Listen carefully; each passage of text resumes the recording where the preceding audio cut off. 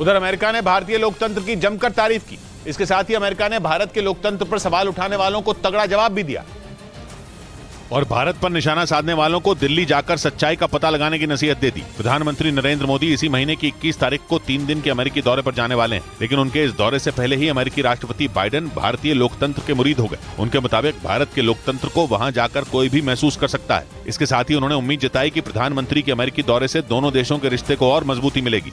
इस बीच अमेरिका में Republican party के नेताओं ने आरोप लगाया कि वहां की खुफिया एजेंसी FBI ने बाइडेन से जुड़े कुछ दस्तावेजों को जानबूझकर छिपाने का काम किया।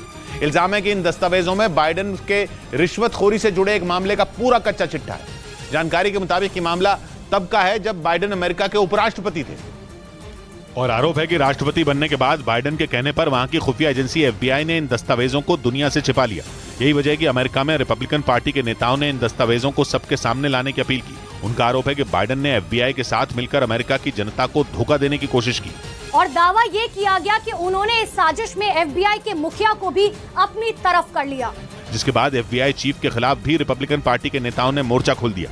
उन्होंने ये तक ऐलान कर दिया कि अगर इस मामले में जल्द एक्शन न लिया गया तो वो वहां की संसद का बहिष्कार भी कर देंगे। उधर यूके के एक शख्स ने दावा किया कि उसके नाम और जन्मदिन की वजह से EasyJet नाम की एयरलाइन कंपनी ने उस पर बैन लगा दिया।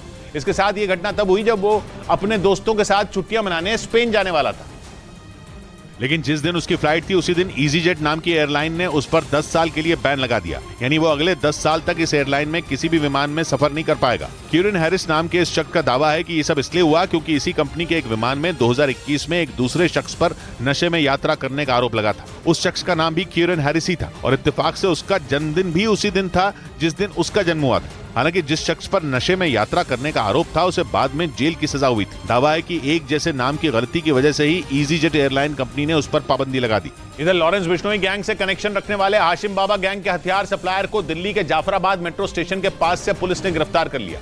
गिरफ्त में आए बदमाश का नाम इमरान उर्फ अमजद है, जो दिल्ली NCR में गैंगस्टरों को हथियार सप्लाई करता था। दिल्ली पुलिस को इमरान के पास से 12 सेमी ऑटोमेटिक पिस्तौल और 55 गोलियां मिली। पुलिस सूत्रों का कहना है कि इमरान दिल्ली के जाफराबाद मेट्रो स्टेशन के पास हथियारों की डिलीवरी करने पहुंचा था, जिसका पता चलते ही पुलिस ने उसे गिरफ्तार कर लिया।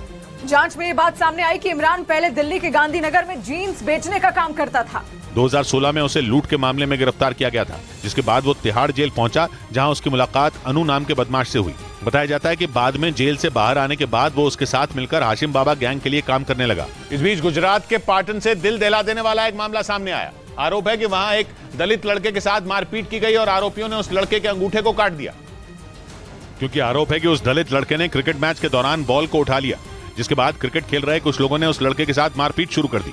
और इस दौरान आरोप है कि एक लड़के ने तलवार निकाल ली और एक दलित लड़के का अंगूठा काट दिया, जिसकी वजह से वो लड़का गंभीर रूप से घायल हो गया।